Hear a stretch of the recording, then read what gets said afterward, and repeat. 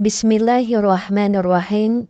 Assalamualaikum warahmatullahi wabarakatuh. Syukur alhamdulillah kita bisa berjumpa lagi di channel ini. Sholawat dan salam selalu dan tetap tercurahkan kepada junjungan kita Nabi besar Muhammad sallallahu alaihi wasallam.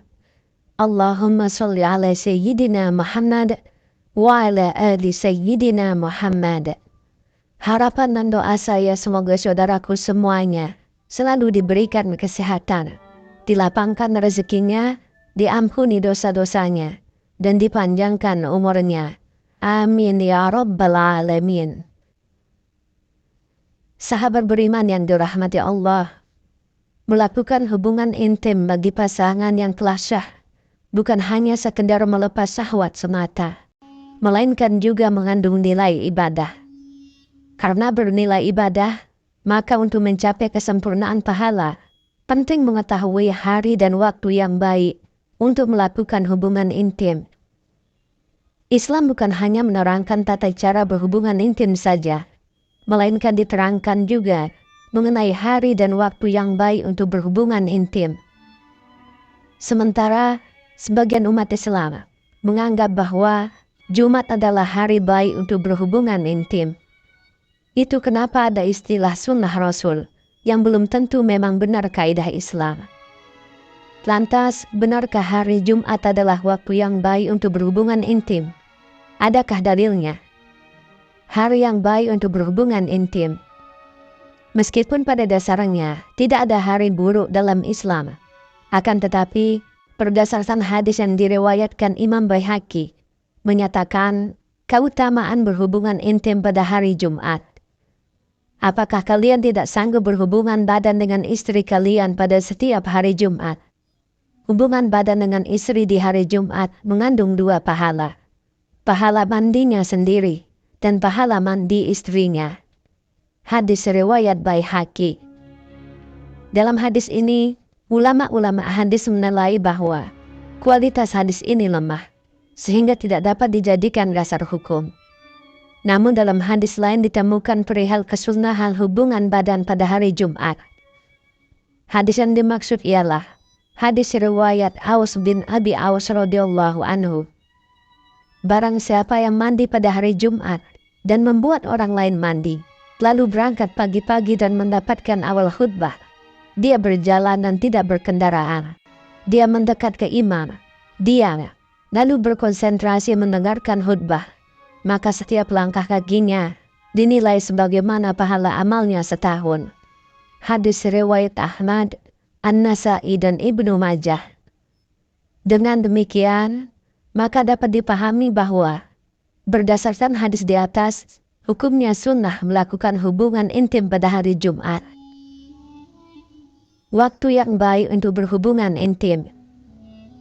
Adapun waktu terbaik untuk berhubungan intim, perspektif Islam merujuk pada Al-Quran, Surah An-Nur ayat 58.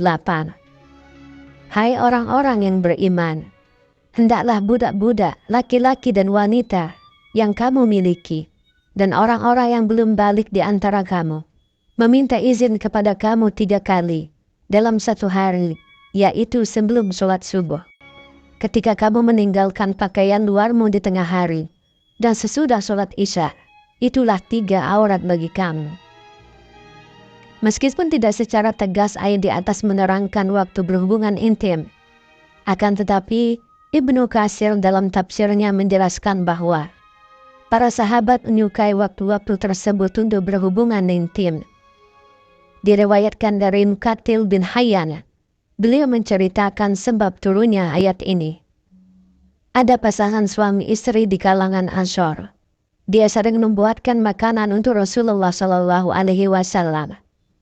Suatu ketika, budaknya masuk ke kamar menemui mereka tanpa izin di waktu yang mereka tidak sukai untuk ditemui. Kemudian sang istri melaporkan kejadian itu ke Rasulullah Shallallahu Alaihi Wasallam. Wahai Rasulullah, betapa buruknya sikap orang ini.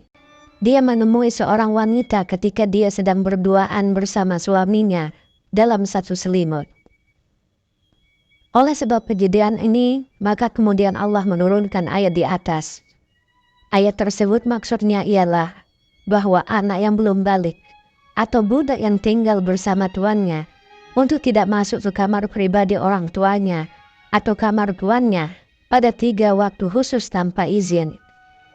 3 waktu itu Allah sebut sebagai waktu aurat, karena umumnya mereka sedang membuka aurat di 3 waktu itu. Kebiasaan yang dicontohkan Rasulullah Shallallahu Alaihi Wasallam. Adapun kebiasaan yang dicontohkan oleh Rasulullah, sebagaimana yang diceritakan oleh Aisyah radhiyallahu anha, bahwa Rasulullah Shallallahu Alaihi Wasallam mendekati istrinya setelah tahajud. Hal ini berdasarkan cerita Al-Aswad bin Yazid ketika bertanya kepada Aisyah tentang kebiasaan sholat malam Rasulullah. Aisyah menerangkan, Rasulullah Shallallahu Alaihi Wasallam tidur di awal malam, kemudian bangun tahajud. Jika sudah memasuki waktu sahur, beliau sholat witir. Kemudian kembali ke tempat tidur. Jika beliau ada keinginan, beliau mendatangi istrinya. Apabila beliau mendengar azan, beliau langsung bangun. Jika dalam kondisi junub, beliau mandi besar. Jika tidak junub, beliau hanya berwudu kemudian keluar menuju sholat berjamaah. Hadis riwayat An-Nasa'i dan disahihkan oleh Al-Albani.